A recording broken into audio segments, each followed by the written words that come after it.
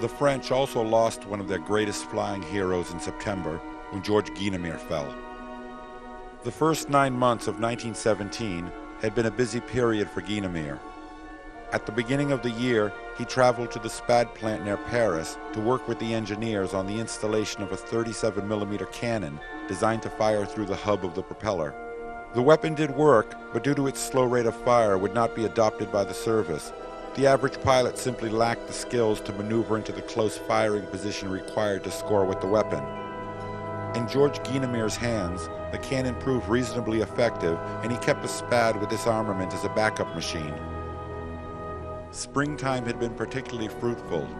Guynemer flew his Spad relentlessly, and by the end of May, France's ace of aces stood with a score of 43 victories. Captain Brocard, leader of the famous Storks Group, wanted Guynemer to retire from frontline flying, or at the very least take an extended leave from combat. Never in the best of health to begin with, the young ace seemed physically to be on the decline. He'd grown even thinner, with his dark eyes sunken deep in their sockets. As fatigue had set in, Guynemer had grown more nervous and irritable on the ground. To those around him, it was obvious that Guynemer couldn't continue much longer at the pace he set for himself. On the last day of August, Guynemer reigned victorious over his 53rd opponent, a DFW which fell in flames over Poperinghe. The following day he was notified that effective immediately he was to assume command of Escadrille Spad No. 3. As a squadron leader, it was reasoned, Guynemer would have less time to fly.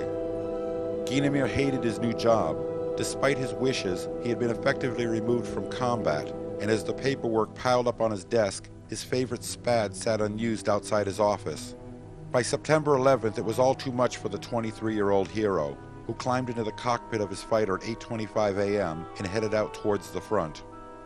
Guynemer never returned from this flight, and as the anxious hours turned into days, and then the days turned into weeks, France mourned the loss of their most beloved flyer. To this day, there is no schoolchild in France who doesn't know the legend of George Guynemer, who, they say, flew so high that the angels wouldn't let him return to Earth. Escadrille Spad No. 103 of the Storks Group had received a replacement pilot in May who would go on to be both the highest-scoring Allied pilot and the most successful flyer to survive the war. René Paul Fonck, born in 1894, was a trained engineer who'd taken up flying as a sport shortly before the outbreak of the Great War. Fonck spent the first year of the conflict engaged in bridge building, trench digging, and road repairing. The following year found him aloft over the front in Voisin two-seaters, first as an observer and then finally as a pilot. Once he reached the Storks and their Spads, Fonck immediately made his presence felt by the enemy. Within 12 days, he had become France's newest ace, having scored the requisite 5 kills to qualify. Fonck may well have been the best shot of the war. His marksmanship was remarkable. He never wasted ammunition, and many of the 75 kills he would eventually score were brought down with only a few bullets. As his victory score climbed through the remainder of 1917, so did his fame. But even after he'd surpassed the record of the great George Guynemer, he never received the worship or respect Guynemer had. The problem stemmed from René Fonck's inflated ego. Simply put, he was full of himself. Arrogant and boastful with the press and fellow flyers alike, people generally found him to be an intolerable braggart. Fonck would never receive the public adoration he sought, even after his uniform stood bedecked with every medal his nation offered.